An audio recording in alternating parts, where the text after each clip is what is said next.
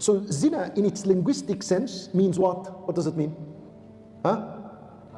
Tightness, narrowness, something constraining, something pulling together.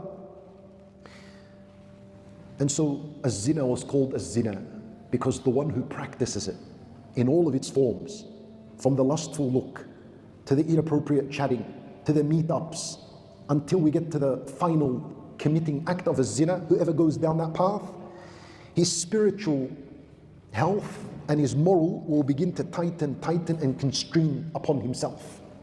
He'll feel tight in his spirit, in his iman, in his relationship with Allah, in his morals. That's the consequence of a zina. That's the feeling one will have.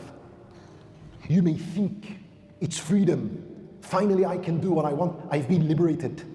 But in all reality, you've locked yourself up. You've caged yourself. Because now you've become a slave to your desire. You're shackled by your desire. So now you're like a slave. You're constrained. Your freedom has restricted. Whereas following Allah's command, that was freedom. That is freedom. Because you've escaped your nafs, you've escaped the plan of a shaitan, and you're following the path of Allah Azza wa Jal. There is freedom in that. There's comfort in this. There's openness, there's relaxation. So this is why zina was called zina, because every step down that direction, the nafs is getting tighter and tighter. You know, like a clamp, G-clamp.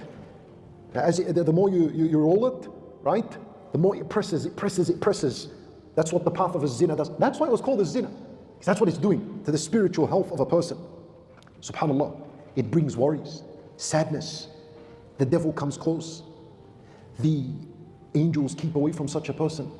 And the one who commits a zina, let me tell you something. He is never, ever, ever satisfied. Never satisfied. Look at the people that do al-haram, that do a-zina. Among themselves, there is competition. Nowadays, they call it the body count. There's competition. What's your body count? What's her body count? How much you? How much? They're doing competitions. Who can sleep with this many in this much time? Competition among them. Mafi, there's no satisfaction. It doesn't fill any void in the heart. So you thought that by going down the path of a zina, at least I may be relieved from this urging desire. Yet you realize down the end of the road that there was no sweetness to it. There was no satisfaction. If there was satisfaction, you would have done it once and said, Alhamdulillah, finished.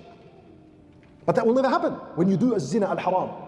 This Alhamdulillah, I'm satisfied, will only happen when you do al-halal, when you get married in halal. You see, ask, and you all know, the brothers and the sisters that are married, when you're married and you've done the act in al-halal, Alhamdulillah, you're always satisfied. Not only that, but there's good news that the Nabi Sallallahu Alaihi Wasallam says the action will count as a sadaqah for you. How beautiful is this? Whereas on the other side, al-haram, there's no satisfaction. You'll go once and twice and 3 and 4 times. You will consume adult content with your eyes once and twice and 3 and 4 times. And they call it an addiction, and how to break addictions, and because mafi, there's no satisfaction. You're coming out empty. It's like someone eating something that is non-nutritious. He's hungry the very second he finishes because he ate nothing. There's no nutrients. Well, haram, there's nothing nutritious in al-haram.